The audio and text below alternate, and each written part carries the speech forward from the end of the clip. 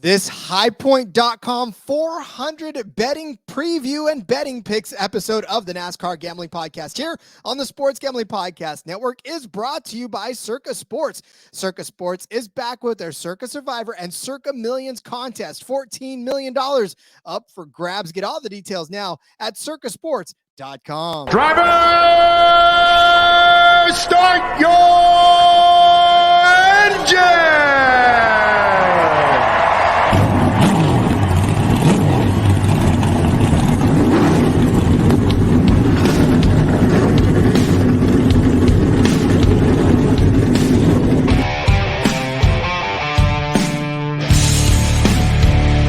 Strap in and pull those belts up tight as the Sports Gambling Podcast Network presents the NASCAR Gambling Podcast.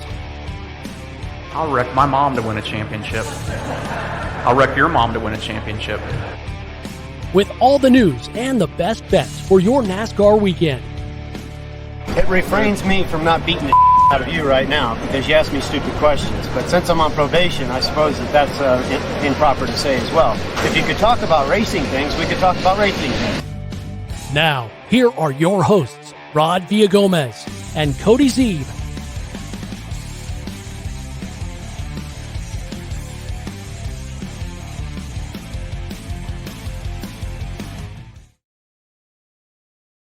To the Poconos we go. It is the NASCAR Gambling Podcast here on the Sports Gambling Podcast Network. He's Cody Zeeb. I'm Rod Villagomez. And as I said, we are going to the Tricky Triangle over there in Pennsylvania. It is the Poconos. It is the High Point 400, highpoint.com 400. Sorry, High Point. Got it wrong. But yeah, it's exciting. We came off of an exciting 30-1 hit last week. God knows what we have in store this week, Cody. I, for one, am super excited to see where this week takes us. I am too. Man, last week was a lot of fun. Had a great time. Fun to hit the 30-1. We hit a lot of bets last week. We have got a lot of races this week. We're covering a lot of races to bet on. I'm excited. Feeling another good week. We've been, I don't want to jinx it too much, knock on wood, right? But we've been hitting our summer heater, which seems to be, we're only 2 years in, so trends are, take this lightly, but it's been the trend so far. It's kind of, we get to this time of year and we just really find our groove. We start hitting things good. That's been the case again this year. So been a lot of fun. And I will say this Cup Series was a little tougher to make picks this week. It's gonna feel a little chalky. I think I should look at your card before we start this sometimes, but sometimes it's more fun to just learn as we go. But for me, at least, a little more on the chalky side, a little less adventurous, and a little more, I think it's going to kind of just go the way it went last week almost again. Like, I don't see much craziness happening here. And there's, the books, I think, agree because there's not a ton of value out there in a lot of spots. Of course, we did find some really good bets that we like. I'm locked in on a driver that I really like this week, and he's made us some money lately, so there is that. But I think there is still some pretty decent options. Just had to really comb through the books this week because it didn't last week. Man, I couldn't get enough of things were jumping out to me and things were just screaming, "Take me!" And books have adjusted a little bit this week. So, and if you notice, obviously, you guys out there, you comb through as many books as we do, but there are names that continue to pop up in just about every single situation. Head-to-heads, it's tough to pick some of these ones that aren't the same two drivers, or at least the same driver pitted up against somebody else, and then the same driver pitted up against that person. Like, the same 4 or 5 names have circulated through the head-to-heads and a lot of these manufacturers, and their odds are respectively low considering it. So yes, this is in a DFS day. This would definitely be a super chalky week. So I'm with you, Cody. I was having a little bit of trouble trying to find exactly what I wanted, but I found some ways to work around what I wanted as well. And then, you liken this to a situation where, look, especially in football, a lot of us are football fans. We know how this goes. And we know that if the 15-1 Eagles are playing in the last week against the Browns, right? It's very hard to say that you can make a case for, okay, maybe I should say 13-1, because if I say 15-1, then they only have one game left and the price sitting everybody. So the 13-1 Eagles taking on the Browns, right? It's kind of hard for you to go, yeah, but the Browns could win. And yes, they could win. It's any given Sunday, but the likelihood of that happening is what drives the odds, and the Eagles' odds for everything, right? Rushing yards, anything are hard to pick. And that's exactly what we're getting on this track. There's a lot of, I would say a lot, but there is a select amount of drivers that are phenomenal on this track, and the odds reflect that. So it's very difficult to step away from that because year in and year out, they're continuing to do good on this track. So they make the case for themselves, and we'll make the case for them as well because we have to. But at the same time, it's like we would be irresponsible if we told you that we're going to take super big swings at this track this week, given the fact that if you take super big swings, more often than not, they're not going to pay out. Yeah, exactly. I think that's a really good point. All that being said, we did find some really good bets. There's, man, this first matchup I freaking love so much. Multiple bets on here that I do love a lot. Going to be a lot of fun. I'm just going to say, if you listen to the Cup Series show and you don't listen to Xfinity or Trucks, first of all, you missed out last week because that's where we gave out the 30-1. Was on the Xfinity show. It was John Hunter to win the Xfinity Series race, Truex to win the Cup Series race. Of course, that one cashed for us.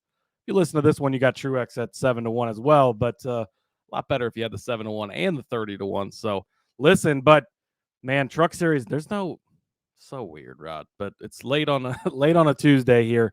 No Xfinity Series odds at all.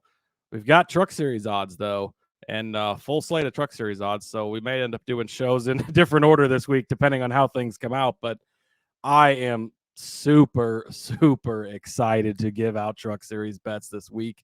A ton of Cup Series guys in the Truck Series. Like we always talk about, odds are super inflated. I don't want to jump too far ahead. Of course, we'll cover that later in the week. But if you normally only listen to the Cup Series show, I'm telling you, come back for the trucks this week. Come back for Xfinity too, because we're going to have good stuff there. But I've already got a foresight into what I'm planning to do in the Truck Series. And usually a lot of weeks it's tough in the Truck Series coming through, but not this week. I love it. And man, yeah, I'm pumped again. So many races this week, so many races to cover, so many races to bet on and talk about. I love it.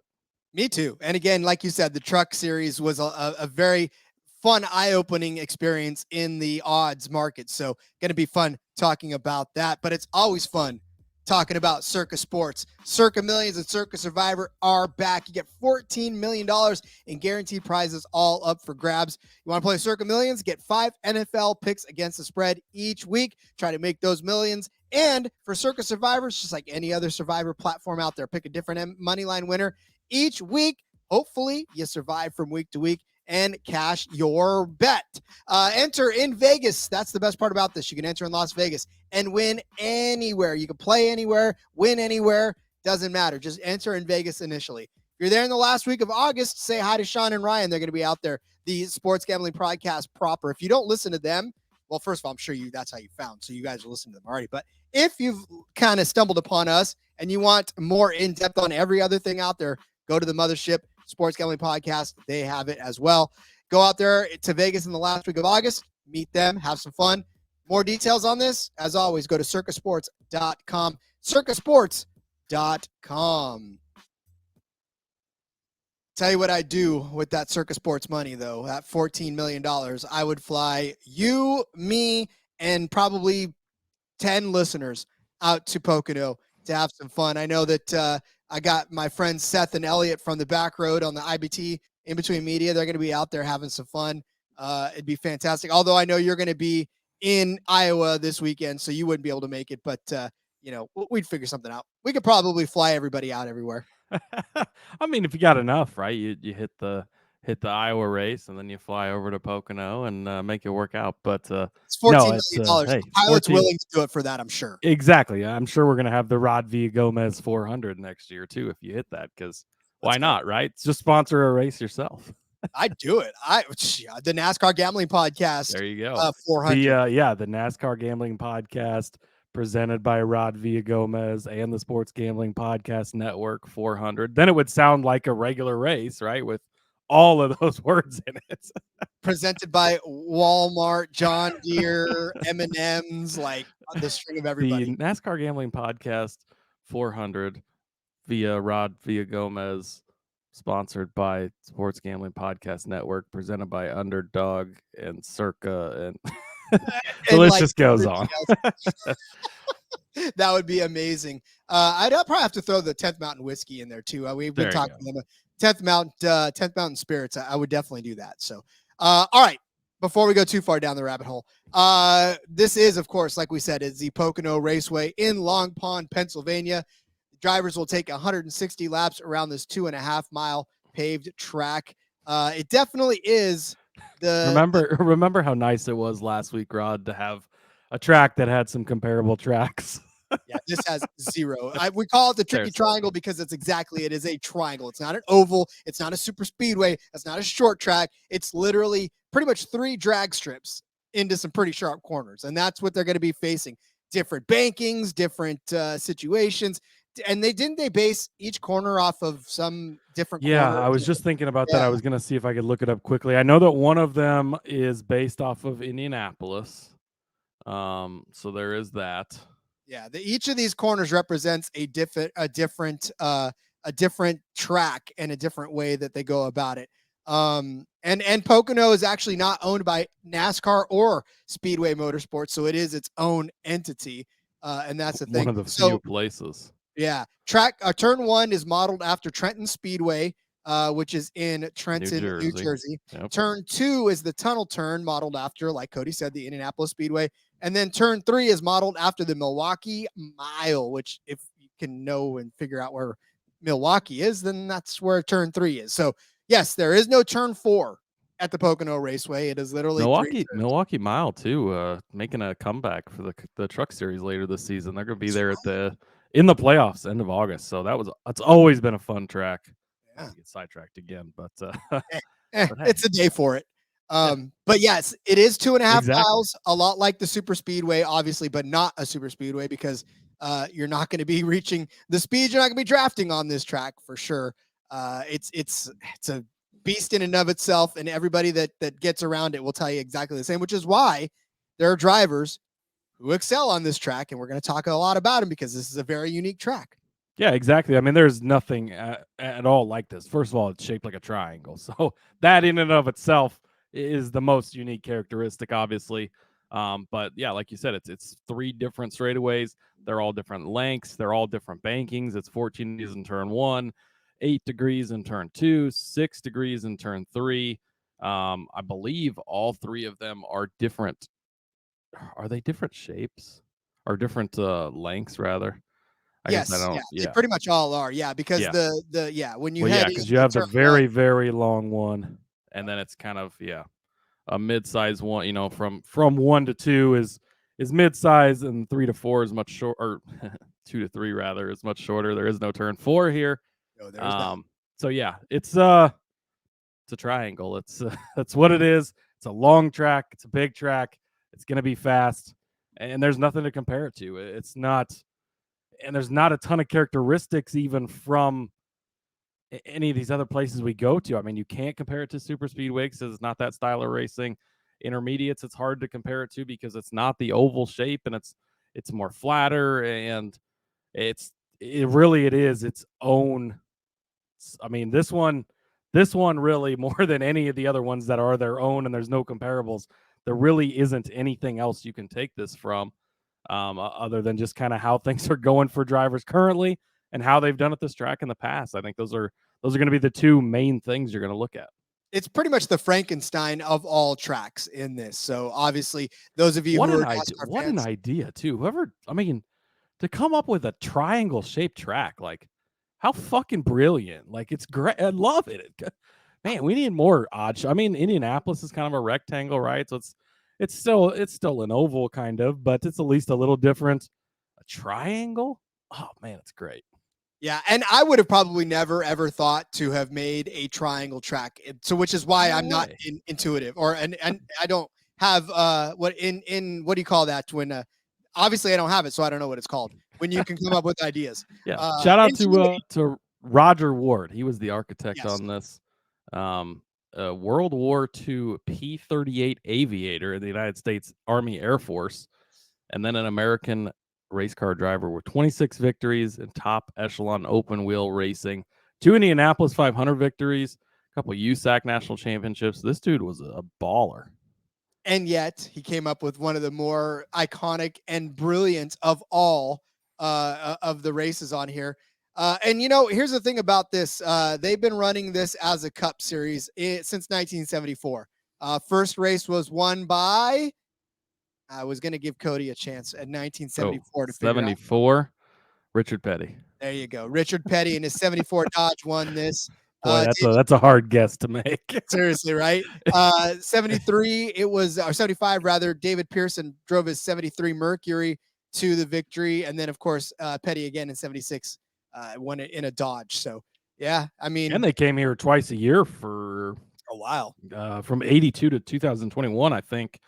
And then last season was the first season that they actually cut it back to just one race. So very interesting. And in 2021, they had the back-to-back days, similar to what Iowa's, or IndyCar's doing at Iowa this weekend, where they race Saturday, then race Sunday, giving that thing a try. But now we're down to just the one. But they've plenty of experience for a lot of the guys. These guys that have been around for a long time too, twice a year racing here. They've definitely got all the experience and the time on this track. Yeah, and the 2020 was obviously very much COVID driven. They needed to fill in those ranks. So the back-to-back days, that was a tough one too. I remember Kevin Harvick won the first day and Denny Hamlin won the second, but I don't think either of those races went the same way. It was a very unique way to go about it, and I'm sure the drivers would not want to do that again. That whole season was unique. Yeah, it was. Although I do miss the Wednesday night races. That was great, but oh well. Well, we get Thursday Night Thunder this week, or this season. Exactly. So much different circumstances, but still, we'll definitely take it. Again, from a betting strategy, we'll tell you as we break down our bets. Obviously, we're going to take guys with experience here. We're going to take guys who know how to get around it, guys that have been red hot. So that's what we're looking at as we break down Pocono. But let's turn our attention to Underdog Fantasy for a hot second. We're brought to you by Underdog Fantasy. Best Ball Mania 4 is here. Underdog Fantasy is giving away $15 million in prizes. Underdog Pick'em's also a great way to get down on your favorite MLB and NFL season player props. Plus, get down on some NASCAR too with us. We're going to toss in and sprinkle back in a little Underdog over-unders over there on our favorite, more or less rather, than when we were going to break it down our DFS. That was a lot of fun last week. We'll do it again this time. So many ways to win over on Underdog, and Underdog is available in so many states. You want more action, get over to UnderdogFantasy.com. Use our promo code SGPN for a 100% deposit bonus up to $100. That's UnderdogFantasy.com, promo code SGPN. Well, Cody, like we said, it is, of course, Pocono. It is the highpoint.com 400. I think it's high time we actually put down some bets, my friend. I'm excited to get to these because, like you said, we found some good ones, and I think we're gonna hit pretty big this week. Yeah, I think so too. First up for me, absolutely love this head-to-head. This one's over on Superbook. William Byron over Christopher Bell minus 120. Rod, in the last 11 races on the Cup Series schedule, 10 times William Byron has finished ahead of Christopher Bell. Joe Gibbs Racing is very, very good on this track. So that is my one caveat to this, because I'm going to make a lot of arguments for Joe Gibbs Racing going forward after this bet. But they were good at New Hampshire last week, and Bell was good for a minute. But look what happened, right? It's just been very rough for Bell. He won that Bristol Dirt race. And ever since, it's just been downhill for him. There's been multiple tracks where you expect him to be good, you expect him to show up, and it just didn't happen. Even last week in New Hampshire, looks good in practice. He qualifies fastest. One lap he led after starting on the pole. He gave up the lead. Obviously, the pit problems. Then he gets caught up and stuff. And it just, his day snowballed at that point. But things have not been going well for Christopher Bell. We're fresh off of William Byron stinking up the show in the second half of the race at New Hampshire. I think people are forgetting early in that race, he was one of the fastest cars. He was up front. Things were looking great. Had the pit road incident. I think it was Justin Haley and him made contact on pit road. Things didn't go well for him after that. I think a result of that and everything that kind of transpired from that on. But the only race where Bell has gotten Byron was at Sonoma. So that's a road course, not even really super compatible to this track and all these other ovals and everything. it's been William Byron getting him time and time again. Over that time, in those last 11 races, William Byron has led 366 laps. Christopher Bell's been out front just 93 of those 93 laps in those races. And then if you go back and look at their history here, Bell has got 5 races started at this track, and he does have 2 top 5 finishes. So I will note that because that is a positive in his column. The other 3 races, however, 17th, 32nd, and 39th, unreliable. William Byron has 9 starts at this track. 18th place he finished in his very first start here. In the 8 races since, he's never finished worse than that. It's been better and better. He's got 2 top 5 finishes as well and 5 top 10 finishes in those 9 races. Things have been going well for William Byron. I mean, that alone is a good track record here. He's not necessarily ever been super great, but he's had good finishes. He's done well. And the way things are going this season, he's got the 4 wins. He's been one of the best cars. I know there's a little bit of a sour taste in the mouth from how he finished last week, but his performance early in that race, not indicative of what the finish ended up being after getting caught up in some stuff. 10 of the last 11 races, he's beat him head-to-head. I could have probably stopped the argument there, but there were so many other good points to continue to go on for. I absolutely love this bet. As of now, probably the favorite bet I've seen for the Cup Series side of things. I really, really like this one. William Byron over Christopher Bell, -120 over on Superbook. And I like it too, from an obvious standpoint of Christopher Bell. Is just as good as he is, sometimes you just don't see it. And then when you do see it, it doesn't last very long. And for William Byron, obviously you're right. He's been so good so much this season that it's definitely hard. And I like the fact that this is not overjuiced as well. So I very much like that bet.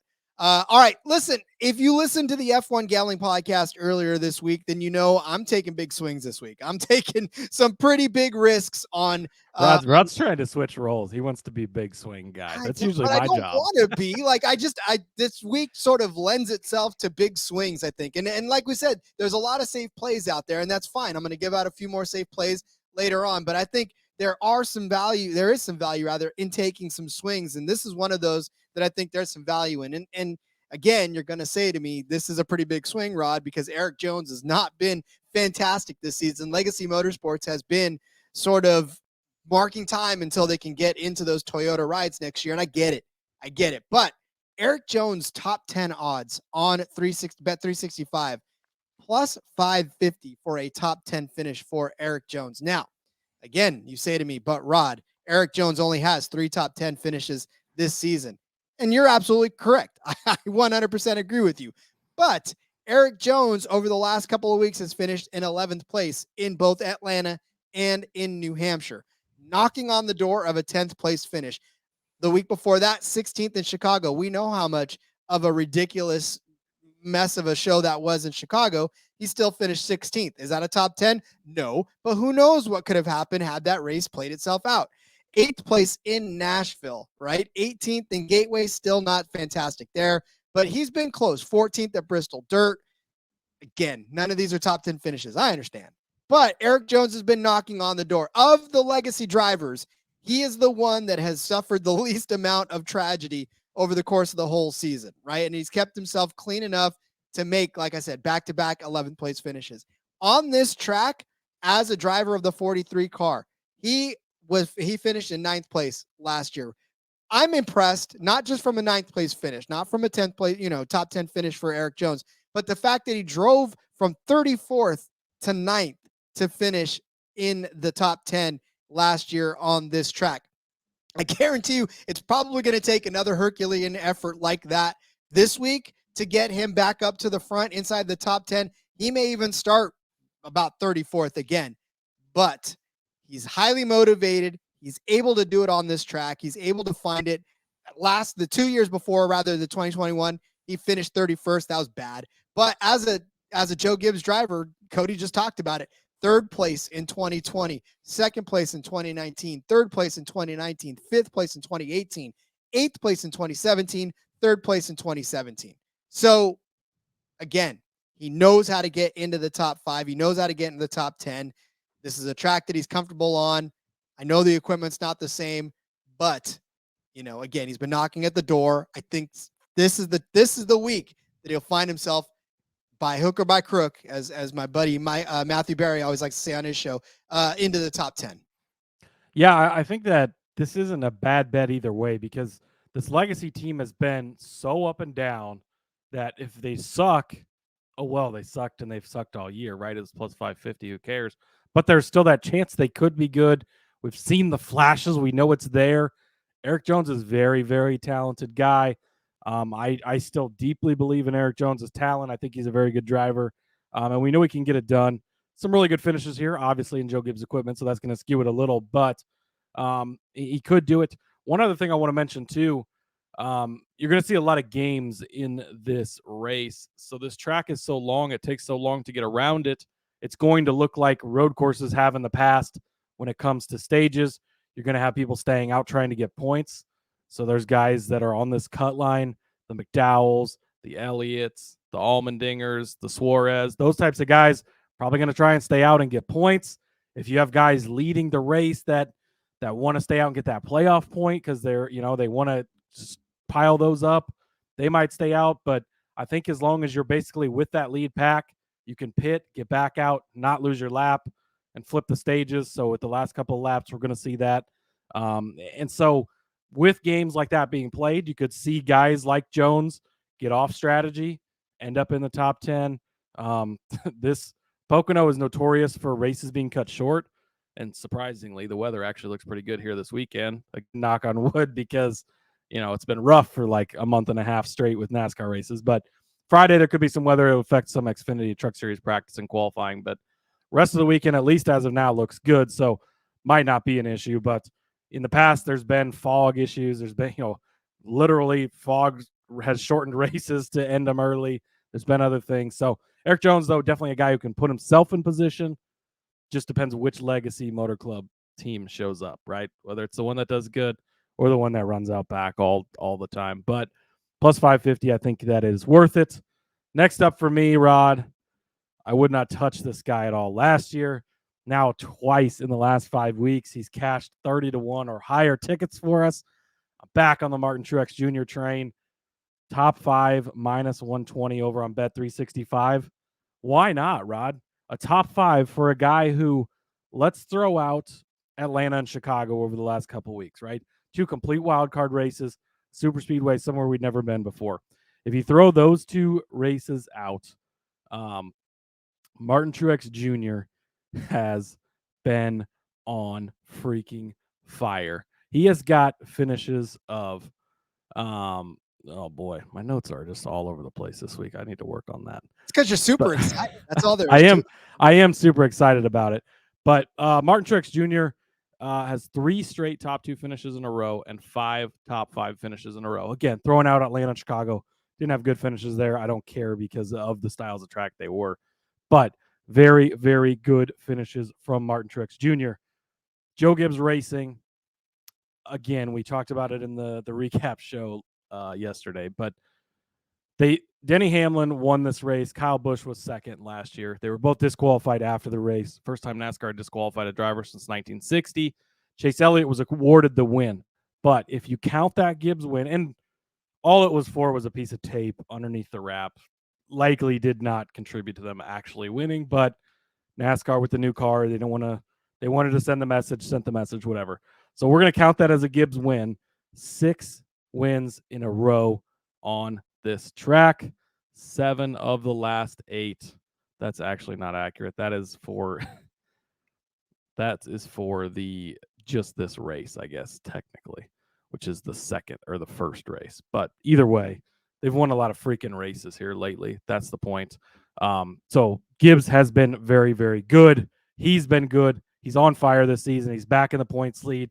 He's got 3 wins on the season, a 4th win if you count the Clash to Coliseum. He has been performing well. And like I said, 5 straight finishes in the top 5 outside of Atlanta and Chicago. And for him to get in the top 5 again this week at only minus 120 at a track that Gibbs very well dominates. Gibbs, arguably, I think at this point in time, probably the best team right now in the Cup Series. It's still very close with Hendrick, but the way that things have been going the last couple of weeks, specifically with Truex, we've seen some flashes from some of the other guys as well. Truex is on the top of his game. I don't think that's going to slow down right now. So give me Matin Truex Jr. top 5. Excuse me. Minus 120 over on Bet365. Can't argue with you there. Obviously, Matin Truex Jr., heavy favorite going into this again, just because of the fact that he's been, like you said, on fire. It's really not a secret. It's probably the least kept secret in the garage that Truex has found something that he's been able to drive for over the last few months, and kudos to him. I mean, obviously, if anybody needed a turnaround season, it was Matin Truex Jr. So, again, I can't argue with you on that. And as far as, Gibbs and Hendrick now being sort of the 1A, 1B, and you could probably flip a coin on any given day on which one is which. But, we're not used to seeing, or we're used to seeing like Larson and Elliott in the winner's circle, Byron in the winner's circle almost every single week. And now it seems like we're more talking about these Gibbs cars in the front of the pack. And it definitely is something to get used to. So, I'm with you on that as well. I'm going to the well one more time. I feel like I haven't mentioned this guy's name nearly enough this season, and that is Kevin Harvick. I'm going to throw him out as a top 5 car at plus 220. Again, this is another one I feel like I'm taking a swing on because Kevin Harvick's final season has not necessarily gone the way that I think he envisioned it. We talk about him being a top 10 machine, but in the 20 races that he's been in right now, 8 total top 10 finishes, only 5 top 5. His average finishing position is 14.2. So this doesn't necessarily garner a whole lot of warm and fuzzies when you come down to it. But I will say this, Kevin Harvick did finish 4th last week in New Hampshire. Whether it was strategy, whether it was whatever that got him there, it doesn't matter. He still finished 4th. Maybe, just maybe. And we said last season, remember, we were talking a lot last season about how Kevin Harvick, we started to watch him sort of decline and we weren't seeing the same performance out of him. And then all of a sudden he busts out 2 wins in a row. That's what happens with Kevin Harvick. He can be in a slump and catch out of it like that. On a track like Pocono, I feel like this is exactly the kind of track he needs to snap out of it. Throw last season out. Last season he finished 27th, right after starting 24th. It was a horrible time. We were talking about this. It was a very rough time for him in the middle of the season. Before that, though, 2021, 4th place, 8th place in 2021, again, 2nd in 2020. He won this in the first 2020 race, 6th place in 2019, 22nd in 2019 in the spring, but whatever. But 4th place in 2018, 4th place in 2018, 2nd place in 2017, 2nd place in the beginning of 2017, 4th in 2016. It was 5 races in a row that he had top 5 finishes. And in 3 of the last 5, he's had top 5 finishes. Again, I preface that by saying this is not the same Kevin Harvick. But like I said, maybe this last race put him back in a mindset where he needs to start running out front.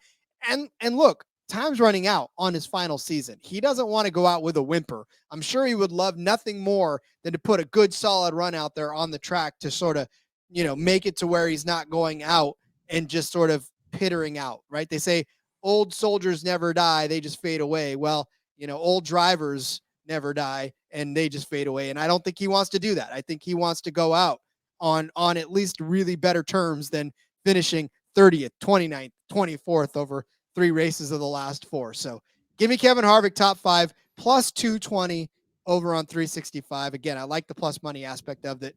And it's hard in top 5s to find a lot of plus money bets that are worth it. And I think this is one. Yeah, I mean, we all know what Kevin Harvick can do. Rod learned his lesson last week, tried to bet against Kevin Harvick. It backfired on him. So he's back on the train. Love to see it. We're just going to set the entire top 5 for you today. There is some pretty decent top 5 odds this week. Kyle Busch, I'm going to take top 5, minus 110 over on Bet365. Kyle Busch and Pocono. Holy hell, Rod, it's been good. The caveat to that, of course, he's been with Joe Gibbs Racing in the past. Now he's over with Richard Childress Racing. So a little bit of a difference there, but we've still seen, this isn't like New Hampshire where it's been so much Toyota and Chevys have just, not won in a long time or struggled. We've had Alex Bowman win here recently in a race that Kyle Larson won and literally blew a tire in the final turn at the end of the race and cost me a lot of money, but that's neither here nor there.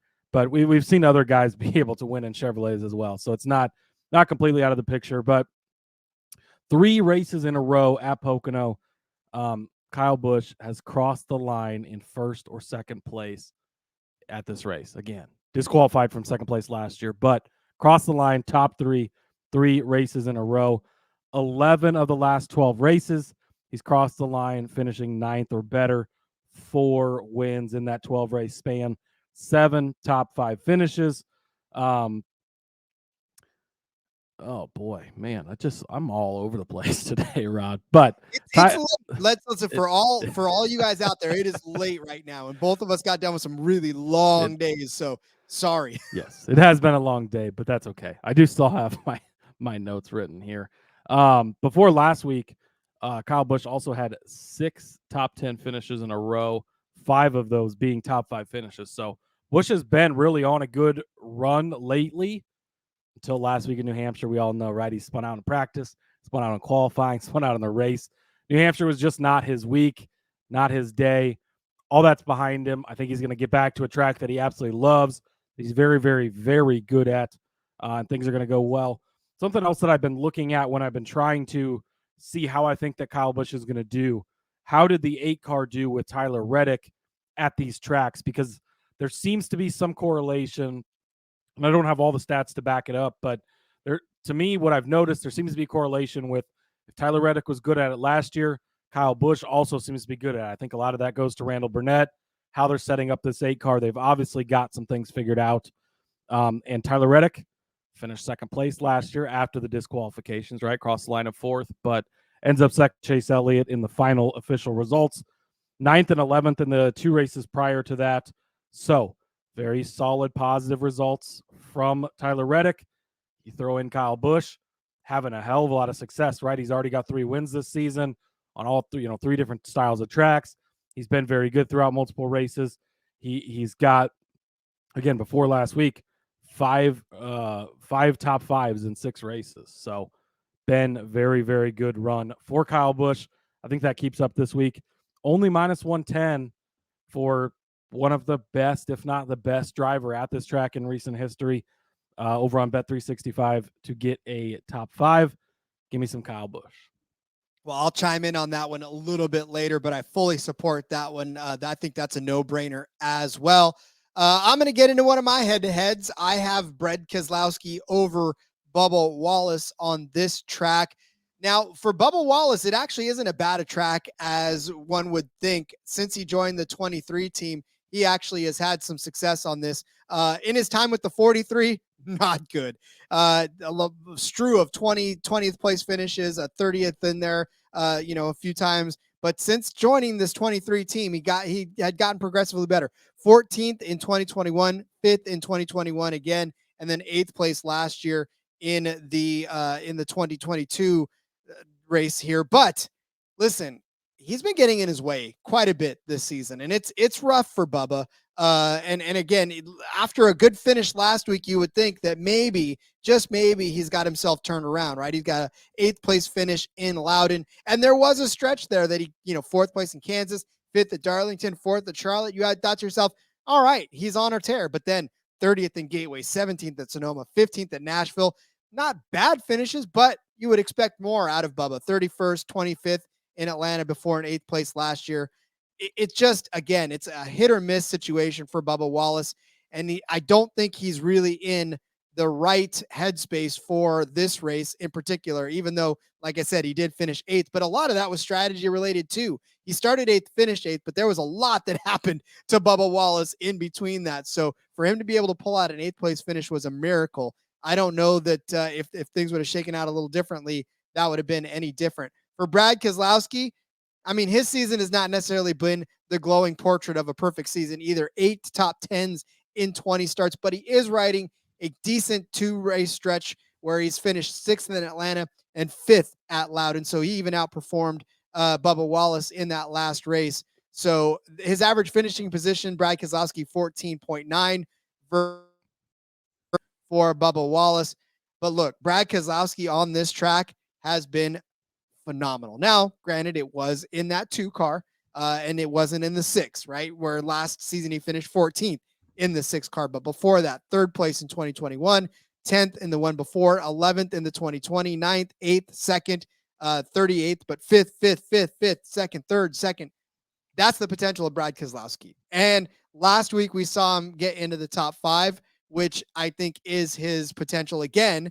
I don't think he's going to do it, but I do think that he's at least going to get inside the top 10, whereas Bubba Wallace, I don't know that he's going to get inside the top 10 this week. And so at minus 115, I'm going to go ahead and take Bread over Bubba in this. Like I said, this one won't be a slam dunk and maybe even for most of the race, it may be the other way around, but I think by the end of it, Brad will have a better finish than Bubba. Find that at 115, minus 115 on 365. Yeah, this one is a tough one. Like you said, it is really tough. It's a good matchup. One, I think the positive you could give towards Bubba, I expect Toyota to be really fast, right? And Ford, the speed on the bigger tracks has been the biggest question with them, right? And we're not exactly sure how that's going to play out. But, I mean, Bubba had a good string of 4 straight top 4 finishes, or top 5 finishes, rather, earlier on the season. But things have been pretty rough for him here lately. He's likely going to be points racing more than anything because he is currently, I think he's just out of the playoffs, or maybe he's just in. Either way, he's right on the bubble of the playoffs. He is just in literally 2 points to the good. Yeah, I was gonna say he's right there on the bubble. Yeah, so his finish might lack a little from that if they're chasing stage points and things. And Keselowski, again, you can continue to rely on him to get you pretty solid finishes week in and week out. Things continue to be headed up for that team. So I do think that's a good bet. And actually, my next bet is Keselowski as well. I'm going to take him for a top 10 finish, plus 140 over on Caesars. Like you said, 14th place finish last season, 12 of the last 13 races at this track, though. He's finished inside of the top 11. That is the key here, right? I get it. That was Penske. That was the 2 car. Things are a little different now, but things are still looking up. Things are getting better. He knows how to do it. He's got 11 top 5 finishes on this track, 8 top 10 finishes this season alone. So that right there, I mean, again, yes, he's not a Penske anymore. Yes, he's over at RFK now, but he's still finished in the top 10 8 times this season. He's getting it done.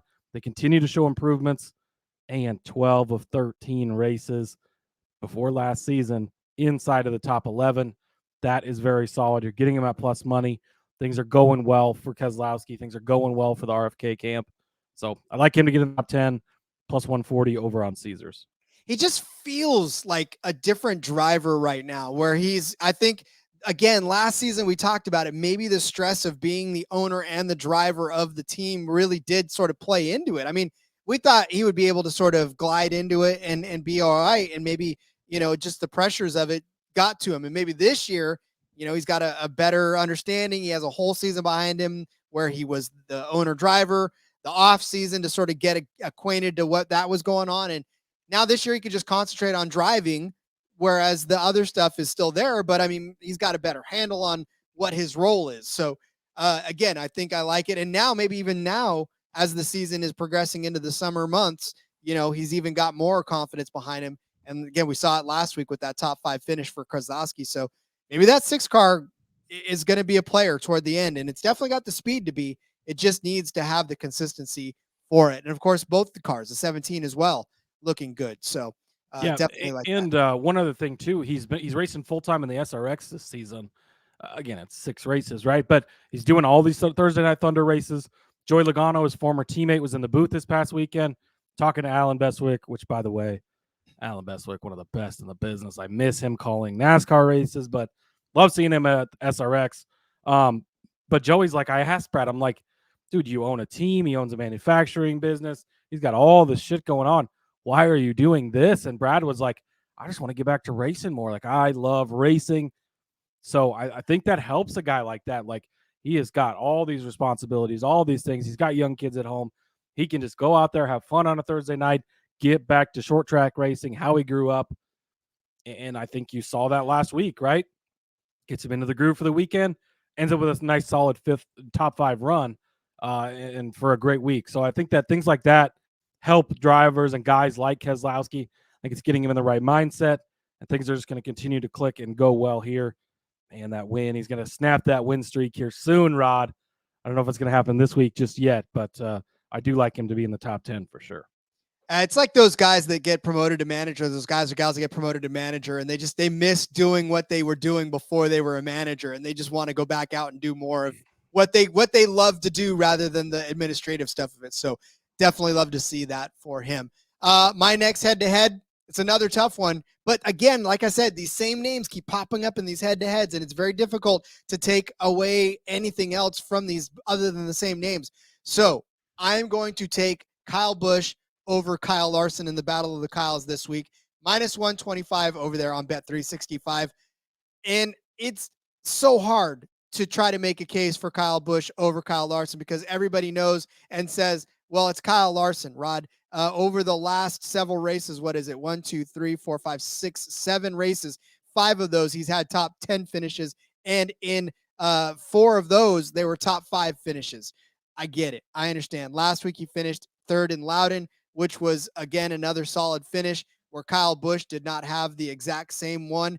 But you already laid out the whole case for Kyle Busch on this track. He has been phenomenal, right? Kyle Busch, 18 top 10 finishes in his 35 starts, 11 top 5 finishes. He has led the 3rd most laps around this track at 585 of active drivers. Pocono has just been his playground. He has got, 4 wins since the 2017 season on this track. So, and again, like you said, he would have finished 2nd had it not been for that disqualification last year. So another top 2 finish, right? Whereas Kyle Larson on this track, not bad since he joined the 5 team, right? 3 races since he's joined Hendrick Motorsports, 9th place, 2nd place, and a 5th place finish. So all top 10 finishes, 2 top 5 finishes, really good on this track as well. But he does not have a win on this track. That is the one thing that has eluded Kyle Larson on this track is a win on it. So I fully believe that Kyle Busch has the capability of actually winning this race this week. Therefore, I feel like it's tough for Kyle Larson to finish better than 1st place, which, and even if he doesn't finish 1st, I don't think Kyle Larson is winning this. I feel like Kyle Busch could be 2nd in this, which, again, if Kyle Larson doesn't win and Kyle Busch finishes 2nd, that means Larson's going to finish after him. I mean, it's simple math at this point.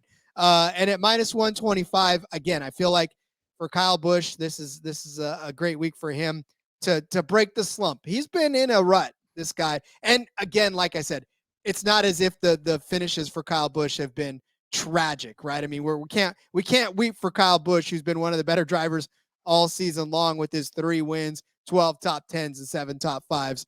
And in fact, before last week, before his Loudon crash, he had a string of top 10 finishes that went all the way back to Darlington. So I'm not going to cry for Kyle Busch. But again, it just feels like he's battling out there. He's finishing well, but he's battling a lot of either demons or other drivers or pit issues or whatever it is. Like, it just seems like he's not happy, but he's getting the finishes. So again, this week, a track he's been very historically good at. I feel like he's got an edge to beat Kyle Larson, as sacrilege as it may sound to some. But I'll take that at -125 on Bet365. I agree with you. I think this is the time to be off of Kyle Larson. As crazy as it sounds, he's +900, and you're thinking, gosh, like, you've got to bet him at this price, right? And I did get on him at 16-1 last week because I thought that was definitely too high up there. But you look back, it's been over 3 months since Kyle Larson won a points-paying Cup Series race. He has 7 finishes of 29th or worse on the season. They've had a lot of bad luck. They're putting themselves in a lot of bad positions. The last 7 races, Rod, he has led 13 total laps. This has not been the Kyle Larson that we've seen as of late. And things have been rough for them. And it's funny because you say they've been rough for him, right? He finished 3rd last week, 36th at Atlanta, but he was 4th, 5th, 8th, 4th races before that. He's managing good finishes, but it's not the way you normally see it. He's not up there running good. He's not, winning a bunch of races. Kyle Busch rather has got 2 more wins than Larson does on the season, or 1 more win, I guess. Larson does have 2 wins, but it's just been rough for Larson as far as not being the Larson we're used to and the Larson we think of when you think of how do you bet against Kyle Larson. It's almost sacrilegious. But now is the time to do it because He's not getting it done.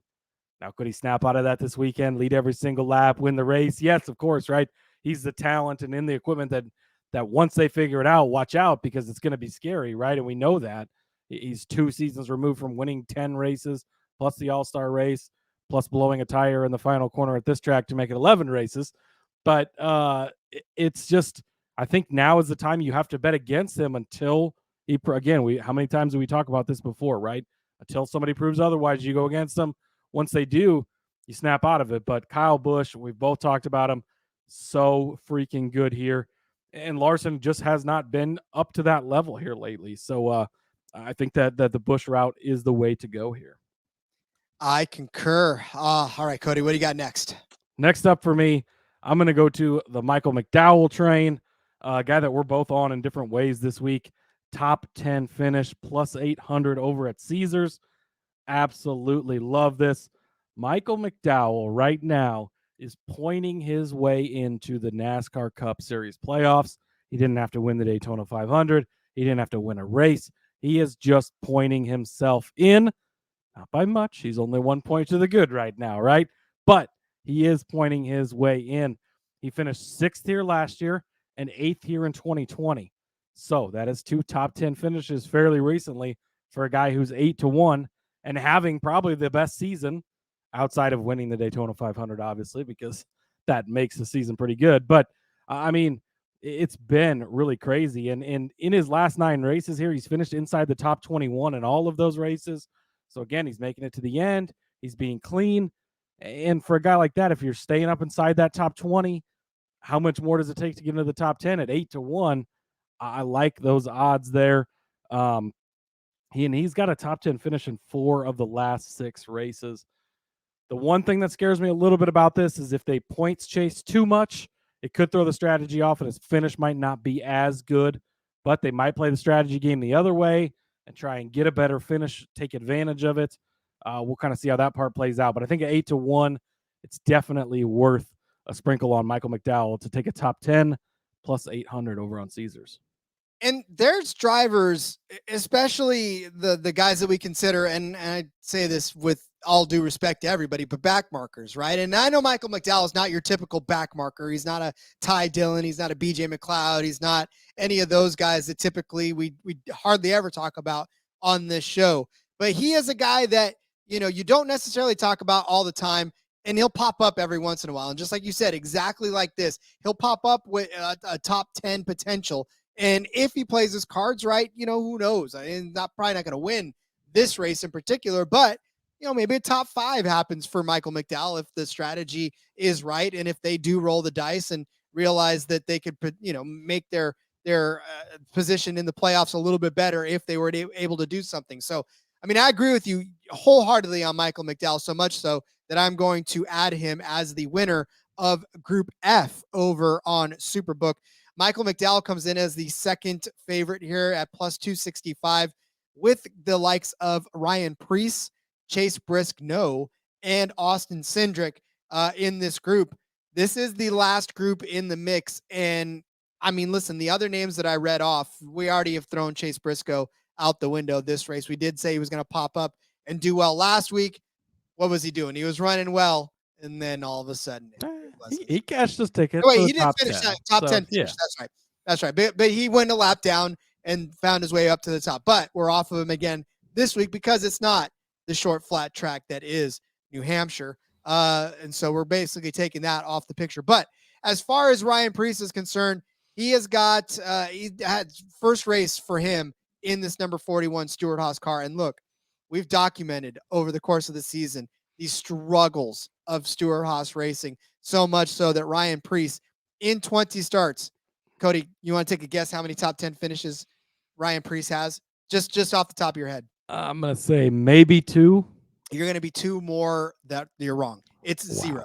He has 0 top 10 finishes. Wow. In fact, in his last few starts, Atlanta was 24th, Loudon was 28th, Chicago 15th, Nashville 16th, Sonoma 13th. Not bad. He hangs around that top 15 area. But if we think that Michael McDowell is going to get a top 10 finish like we thought, then that's basically where he's going to have to be. And when you have 0 top 10 finishes, I'm sorry, but you can't beat a guy that's inside the top 10 with no top 10 finishes. Although last year in the 37 car, or I'm sorry, in 2021 in the 37 car, he did get an 8th place finish here. Did Ryan Preece. He's the favorite in this, and I don't know why. He's at plus 255 over Michael McDowell. I'm not sure why Preece is the favorite, but whatever. We'll pounce on this. As far as Austin Cindric is concerned, he is the last one on this list at plus 290, but he's only got one start in Pocono. He finished 31st last season. And Austin Cindric, how often do we bring up his name on this show? He's got 3 more top 10 finishes than Ryan Preece. So that means he's got 3 top 10 finishes. But listen, he's got an average finish of 21st place. Not very good for Austin Cindric this season. Far cry from his last rookie season, right? Where he came out and won the Daytona 500 and everybody thought he was a darling. But look, 25th at Loudon, 27th at Nashville, 25th at Sonoma, 31st at Charlotte, 31st at Kansas, 26th at Dover and Talladega. I don't want to bore you with the rest of them, but suffice to say, I'm not really on Austin Cindric this week, so we could take that and leave it. Briscoe, just a quick recap of his Pocono summary: 24th in 2021, 21st, 15th. Again, not a top 10 finish in there. 3 or 5 top 10 finishes for Chase Briscoe this season, but his average finish is at 20th place. Before his 10th place at Loudon, 22nd in Atlanta, 20th at Chicago, 31st at Nashville, 29th at Sonoma, 34th at Gateway, 20th at Charlotte.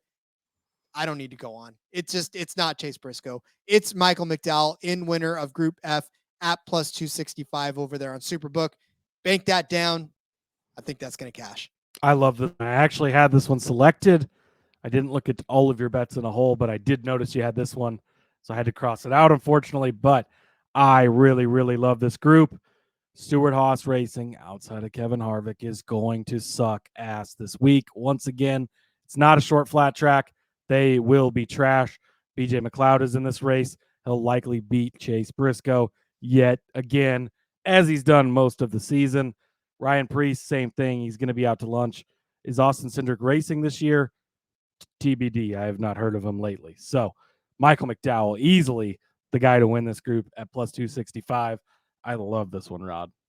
I do too. You know what else I love? Fantasy football. You know what else I love about fantasy football? Drinking while I play. I'm going to introduce you to some folks that love to do the same.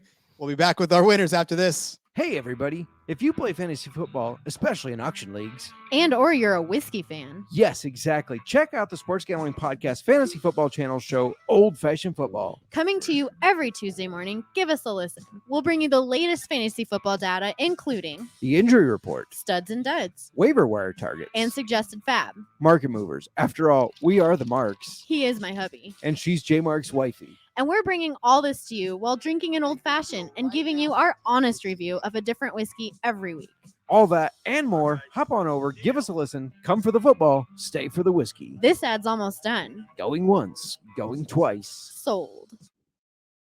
I can 100% say that my recent infatuation with old fashions has come strictly on the recommendations of Justin and Miranda. So thank you for finding a new way for me to become inebriated, Justin and Miranda. You guys are troopers in that. And listen, I didn't know I liked old fashions until I started listening to their show. So thank you very much for that. Yeah. Again, I could sing their praises all day. And you get Love to meet them those this guys. weekend.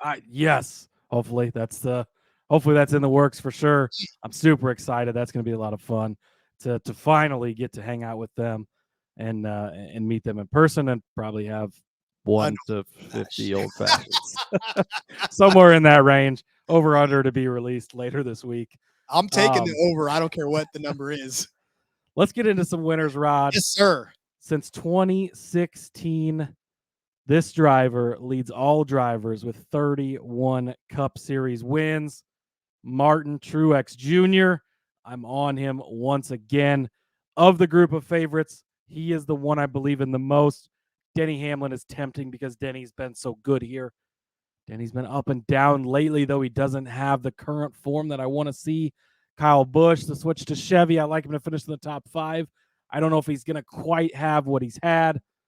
Kyle Larson, I'm just out right now. Matin Truex Jr. is that guy. He is on a roll. As of right now, if I had a power ranking, he's the number 1 guy in the power rankings. William Byron's very close second, but it's Matin Truex Jr. for me right now. The way things are going, we just talked about it again. You throw out Atlanta, you throw out Chicago, because of the wild cardness of those races.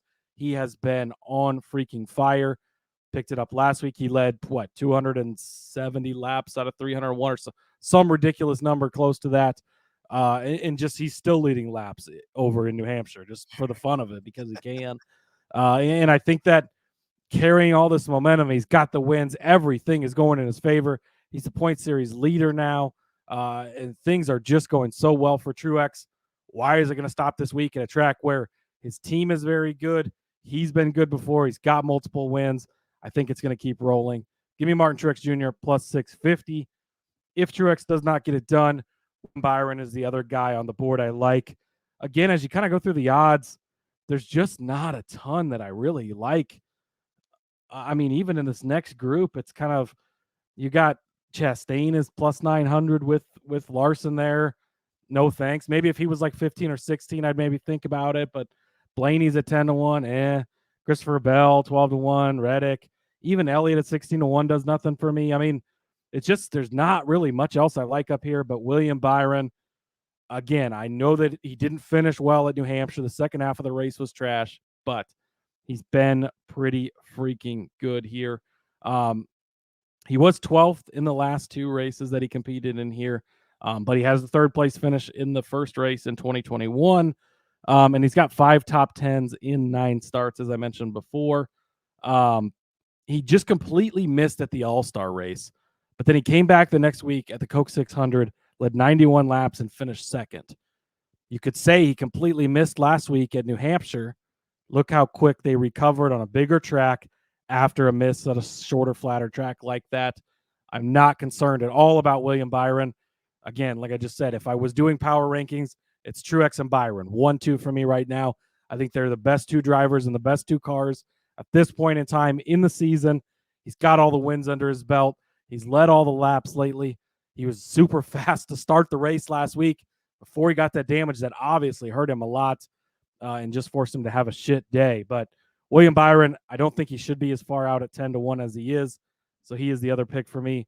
And then as I scroll down the board, it's tough, Rod. I don't see much I liked. So I'm just going to go down towards the bottom here, throw a dart, 65-1 over on Barstool. Chris Buescher. He's won here before in a fog-shortened race for Front Row Motorsports of all places. But he's shown enough to put himself kind of in position to be, late in some of these races where you're like, look at that 17 car go. And we know that he can just come out and win a race. He did it last year at Bristol, right? It is a long shot. I think some things are going to have to fall into place for him. They could pull strategy. Maybe this turns into fuel mileage at the end of the race or something crazy. And I think that Buescher's a guy who could put himself in position, late restarts, whatever it is, and wind up somehow in the lead. As far as a long shot goes, I think he's worth it at 65-1. He started 5th and 1st in the last 2 races here too, which is of note. If he's starting up front, maybe he can find a way to just hang out up front all day. Again, he won that fog-shortened race in 2016. And you have to go all the way back to April 2nd at Richmond. Was his last finish worse than 18th place? He has just continued to finish races, put himself in position to have good, nice, strong finishes. Had a good, solid 8th place run at Charlotte earlier on this season. So, again, it's a long shot for a reason, 65-1, obviously. But I do think that Chris Buescher could put himself in position. If the cards fall correctly, maybe you could see him in victory lane again at Pocono. And we talk about it too, where the 2 RFK cars always seem to find themselves in a race. I mean, they're always running around the same position. If I think that Brad Keselowski is going to be somewhere in that top 5, top 10 range, then yeah, I honestly think that Busch is going to be there as well. And, the odds of him being able to get up to the win is obviously 65-1, but who knows, man? This is a lot of chaos that we're prepping for. And if this season has taught us anything, it's you prep for chaos and you hope that something happens to where you can cash these bets. So I'm with you on that. And again, we don't just throw out long shots just to have, like, I don't have a long shot just to have one. Like, there's a reason, and this one maybe is a little more long shot than you're used to. Matin Truex Jr. 35-1 a couple weeks ago at Sonoma, long shot, but look how that cashed for us, right? It's not just throwing. I expect him to have a very good day. He's going to need the help to win, but he can put himself in that position. And so it is still a long shot dart, but an educated long shot dart. Indeed. Yeah, there's obviously stats to back it up. So, all right, I'm taking a different approach. I'm not giving you an outright. Cody gave you 3. I figured that's a good enough range for it. So I'm going to take a different approach because I was not thrilled. I think Busch can win. I think Hamlin, we haven't even talked about Hamlin yet, which we're going to here in a second. But obviously Hamlin won this race last year were it not for a piece of tape in the wrong place. I mean, listen, cardboard wins you races, tape loses you. I don't know what happens in this instance, but Denny Hamlin and Kyle Busch, I think both had the opportunity to win this race. I didn't want to pick between the two of them, so I didn't. Like, Denny Hamlin is at plus 550. Kyle Busch is at plus 550. It's a like 10, 15, 20 point difference in some of these books, but by and large, they're in the 500 range, right? So I figured, why the hell not throw them together? And I put them in a quinella. Caesars is giving you a Hamlin Busch quinella. Obviously, we know that it doesn't matter who finishes first or second in this. As long as they both finish in the top 2, you're going to get that at 10-1. I like that. I figured this is a better way to hedge because it's 2 of my favorite drivers to win. And instead of giving you one outright at 550, and if the other happens to win, then you're screwed. Well, I'll give you both at 10-1. And if they finish 1-2, then they actually cash this. So if you bet on Busch and Hamlin wins, you're screwed. But if you bet on, you know what I'm saying? In this case, now either one of them can be in the top 2 and you're going to be fine. For Kyle Busch, we've already talked about Kyle Busch and his dominance in this area and on this track. But for Denny Hamlin, it's a little bit of the same. And we just talked about how Joe Gibbs is going to be great on this. Obviously, we talked about last year. He started on the pole. He won, right? Unfortunately, the tape kind of precluded him from winning that. But before that, in 2021, a 14th place finish in the fall race. We'll toss that out because it doesn't back my narrative like that. But in 2021, before that, let's just be perfectly honest. That 14th doesn't back what I'm saying. The next ones do. 4th place in 2021. He won in 2020. 2nd place in 2020. 1st in 2019. 6th in 2019 before that. So solid finishes for Denny Hamlin. And look, I'll tell you right now that it has been rough for Denny Hamlin this season too, as far as being able to be consistent. We've seen good Denny, we've seen bad Denny so many different times. He does have a win on the season. He's got 8 top 10s, 5 top 5s. Last week at Loudon, he was 7th, 14th in Atlanta, 11th after starting on the pole in Chicago. Rough go there. He did start on the pole in Sonoma, ended up 36th, but 3rd place in Nashville, 2nd place at Gateway. He won in Kansas, right? 6th in Atlanta, 6th at Fontana, 4th at Martinsville, 5th at Dover. Some really good performances out of Denny Hamlin, but this is a track where he's comfortable. This is a track where he's out for revenge. Denny Hamlin, this is the tape avenge game, I think is what it's going to be called. He wants to wipe that Tapegate out of his mouth and put in a win that doesn't get him disqualified. So again, like I said, we're putting these two together, Hamlin and Busch in a quinella, 10-1 over on Caesars. I like that play better than picking a single head-to-head. I mean, we talked about how it might be a chalky week, right? That's the chalk of the chalk, but that's a way to get it at a good price. So yeah, no arguments from me here. Those two guys I think are the best two at this track as far as active drivers. So hard to argue against it. And it's just a way to get creative, right? I mean, obviously, like we said, a lot of this stuff is chalk. So if you want to try to make it to where it's worth your bet, then this is the way to do it. Because again, it's just a way to take two of the favorites and make it way better in your favor than just taking the outrights. Exactly. I like it. Cody, there's SRX racing. This is the part where we get to impart on you a little bit of extra, a little bit of fun. I mean, I know this isn't Cup Series, but it's got some Cup Series drivers in it. So we'll take that. We'll take that stretch a little bit, but SRX racing, that last week was fun, albeit rain shortened. Well, I'm sorry, lightning shortened, but the rain did come in afterwards. But yeah, this week, same track, different drivers, but still a lot of fun. I think we get to pick some picks on this one, do we? Yeah, exactly. We got some picks, and actually this week they have the head-to-heads out for us even. Like you said, they were supposed to go to, I think it's Thunder Valley over in Connecticut because of flooding and stuff. We're not able to make the trip over there, so they've decided to return to Stafford. Some different faces in this one, though. I'll run through the list here. You got 13 drivers. Ryan Newman is back. Ryan Preece is going to be in this one. Keselowski is back. Stewart is back. Daniel Suarez is in this one. Former Cup Series driver Greg Biffle making an appearance. Marco Andretti, Bobby Labonte, Paul Tracy, Haley Deegan, Kenny Wallace is going to be in this one as well. Ken Schrader, Tony Kanaan are your 13 drivers. And that is in the list of their odds, all the way from plus 200 at Ryan Newman to plus 4,000 at Tony Kanaan. Gave out Ryan Newman such big odds last week. It was like, what, 8? I think it was 8-1 or something. Ends up running Hamlin down at the end. Doesn't have enough time to beat him. Now he's plus 200. Sad day, but that's all right. A couple of head-to-heads I want to give out. Two. I have 2 head-to-heads for you. I'm going to start with Ryan Preece over Ryan Newman, plus 145. So Newman is the favorite in this, and obviously we saw last week what he can do. So I do, expect him to be very good. But when you're getting the second favorite at plus 145 to the first favorite, I think that the price alone makes you have to look at this. Then you go back and you think Ryan Preece grew up racing at Stafford Speedway. He has raced in the modifieds at this track 41 times with 9 wins, 9 trips to victory lane in 41 modified starts. He has raced a lot here. It's Ryan Newman's as well, because Ryan Newman's a big modified guy and does this type of racing a lot now. But this is Ryan Preece's. This is where he feels comfortable. This is what he's good at. It's this style of racing. Saw it last week. Denny Hamlin got in this car, goes out, wins the thing. Ryan Preece could do the same thing. Not to Denny Hamlin's talent level, of course, we get that. But in this type of car and track, I expect Preece to be good. I think getting him at plus 145 to just be one guy, yes, Newman should be the best guy, but so many things that can go wrong. Something goes wrong in the heat race. He has to start farther back. Maybe Preece gets to start farther up in the main, gets to run away from him early. Maybe the lightning comes before Newman passes him to catch him. Who knows what happens? I think at plus 145, you've got to take that. Then I'm also going to take Tony Stewart over Brad Keselowski, minus 105.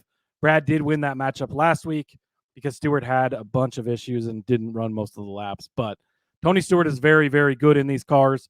He is continually gets good finishes. They are tied as the third favorites to win this race together. But I just believe in Tony Stewart more. He's been obviously owns the series for one. He's been running these cars since day one. Great to see Brad in these, and he did well and fine last week, but expect Tony to rebound after a rough week. Tony's going to be battling for the championship. He won the inaugural championship 2 years ago. Marco Andretti, of course, won it last season, but Stewart wants back in there. He's already got a hole he has to start digging out of, and it's only a 6-race season, so you got to get dug out pretty quick. I expect a pretty good day from Stewart. So give me Ryan Preece over Ryan Newman in the Battle of Ryans at plus 145. Give me Tony Stewart over Brad Keselowski in the Battle of Hall of Fame or future Hall of Famers at minus 105. I like both of those. I also like my head-to-head that I've got, and I've got Paul Tracy over Haley Deegan. This is minus 120. And look, I mean, Haley Deegan, obviously we know she's a talented driver and she drives the hell out of the trucks that she's given. But in the SRX series, she has not beaten Paul Tracy. So, this is one of those instances where I'm taking pure stats on this. They've been in this situation before. And in fact, Paul Tracy actually beat Haley Deegan by 1 position last year on this track, or I'm not on this track necessarily, but on a race on the I-55 Raceway. They did a head-to-head there. But then in Nashville, Paul Tracy actually finished in 4th last season. He had a pretty good run to end the 2020 season, or the 2022 season, rather.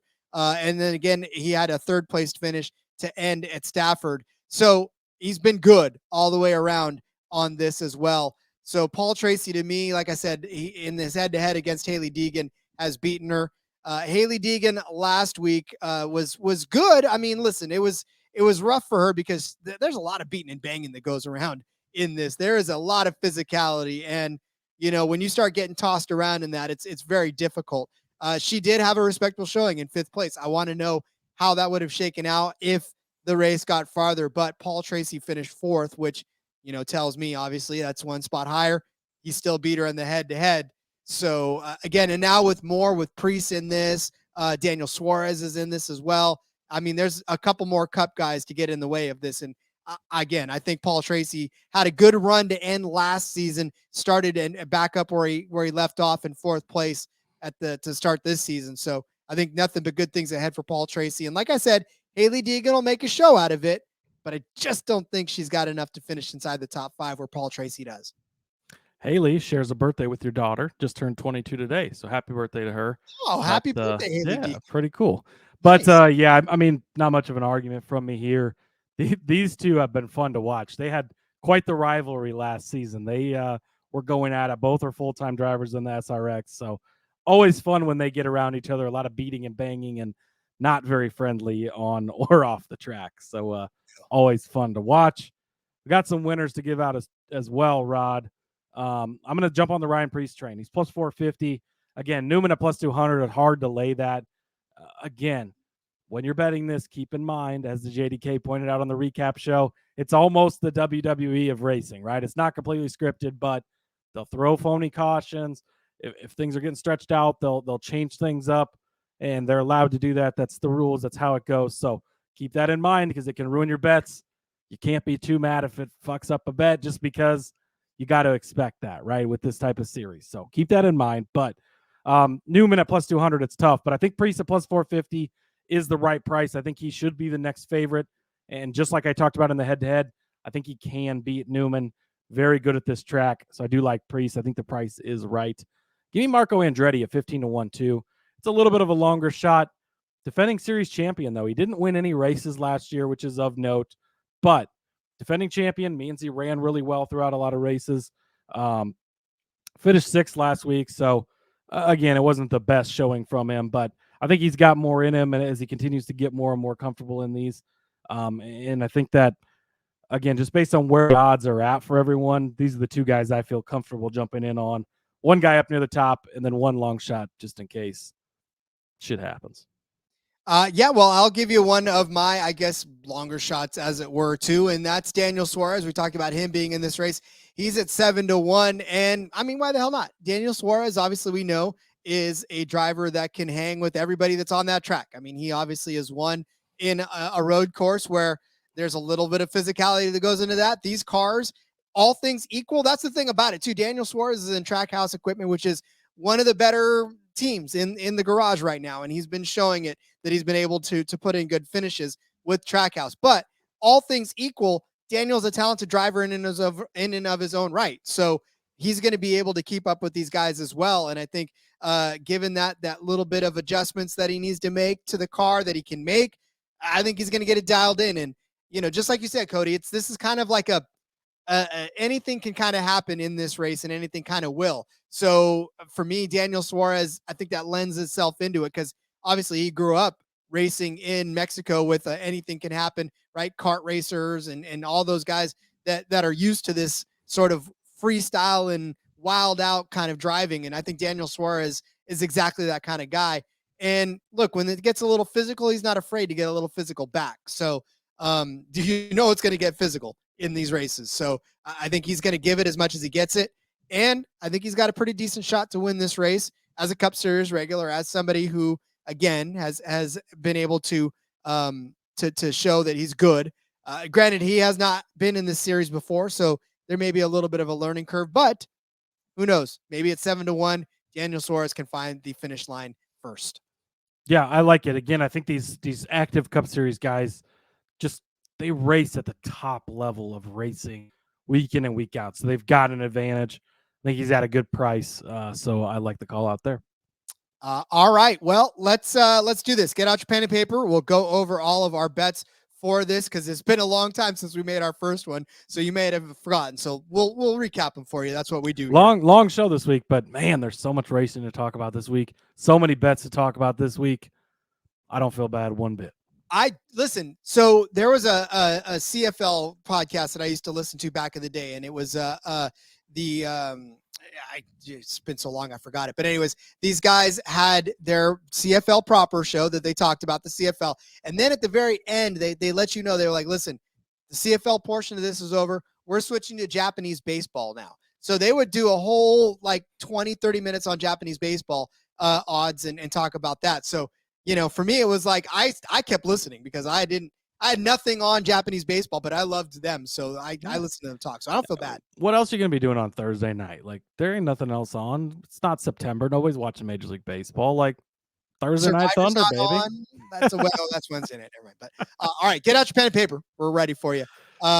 Cody started you out with Byron over Bell, William Byron over Christopher Bell, -120 over on Superbook. I gave you Eric Jones as a top 10 car at +550 over on 365. Cody followed that up with a Matin Truex top 5 finish at -120 on Bet365. I said Kevin Harvick would finish in the top 5 at +220 over on Bet365. Cody said Kyle Busch would be a top 5 driver at -110 on Bet365. I said Brad Keselowski was going to finish better than Bubba Wallace, -115 on 365. Cody gave you Brad Keselowski as a top 10 car at +140 over on Caesars. I said Kyle Busch would finish better than Kyle Larson at -125 on Bet365. Cody gave you Michael McDowell as a top 10 car at +800 on Caesars. I said McDowell was going to win Group F on Superbook at +265 over Priest, Briscoe, and Cindric. And then Cody gave you Matin Truex at 6.5 to 1, Byron at 10 to 1, and Buescher at 65 to 1 to win this race. I said take the Hamlin, Busch, Quinella at 10 to 1 on Caesars, and don't look back. Then we tossed in a little extra SRX action, and Cody gave you Ryan Preece over Ryan Newman over at bet +145. Whew, a lot of words today over there. And then he gave you Tony Stewart over Brad Keselowski at -105. I gave you Paul Tracy over Haley Deegan at -120. And then, of course, Cody gave you Preece at 4.5 to 1 and Andretti at 15 to 1 to win. I said Daniel Suarez at 7 to 1 to win the XRX race on Thursday Night Thunder to close out this betting card. That's a lot, Rod. We made it. I have one more. Well, it's two technically, but I'm going to lump them together. Fun facts, and just to realize the greatness that we're witnessing with these two guys, because for Harvick, we know it's the end coming up. For Truex, it's been talked about a lot this week. This could be the end as well, right? Kevin Harvick has now eclipsed, as of Monday, when he passed 16,000 laps led in his career. He now sits at 16,009 laps led. That is 11th on the all-time list for lap leaders in NASCAR history. Matin Truex Jr. crossed the 12,000 laps led, now sits at 12,036, 17th on the all-time list. Talked about both of those guys today. We're betting on both those guys this weekend. Absolutely incredible how freaking good they've been. Long careers for both of them. Obviously, this is it for Kevin Harvick. This is his final season. Truex, I hope maybe is at this point. I was ready for him to retire last year, but at this point, I'm ready for him to come back next year, hopefully. But we'll see. Could be nearing the end as well. So just recognize the greatness as you watch them cash bets for us this weekend. Say as long as he keeps cashing bets, he can stay in the driver's seat. Who cares about that point? So that's right, exactly. All right. Well, let's go ahead and put a pin in this episode and send everybody away to put their cards together. But in the meantime, and as we prep for Trucks, Xfinity, and Indy, and I don't know, we'll find some other stuff to bet on this weekend too. Let everybody know where they can find you on social media. Yeah, absolutely. Check me out on Twitter at Husker_Zeeb. Go check out the F1 Gambling Podcast. The Hungarian Grand Prix episode is out. Also going to have an IndyCar episode for Iowa odds whenever they decide to drop over there. So check it out. Come back here. Xfinity Cup. You might find gems like the 30 to 1 we hit last week in the Xfinity Series show. And then DFS/Underdog on Friday. Going to be a fun one as well. So come back and join us and enjoy these races, and let's go cash some bets. Jam-packed week, and it just keeps getting more packed. We are just cramming more content for your buck. Oh, by the way, this is all free. We're giving you all the content we can give you and having fun doing it. Follow me on Twitter at RJ Villagomez. Link in the bio to everything I got going on here, whether it's the back road, in between media. I'm going to be on the back road with those guys too. Seth and Elliot will be talking about Pocono. And then, of course, catch my show for frequency's sake on Fast Money over there on the YouTube channel. I'll lay out even some more bets for you guys to cash this weekend as well. We'll see you tomorrow. Could be Truck, could be Xfinity. Who knows? We'll get you there. But until then, let's go racing and let it ride.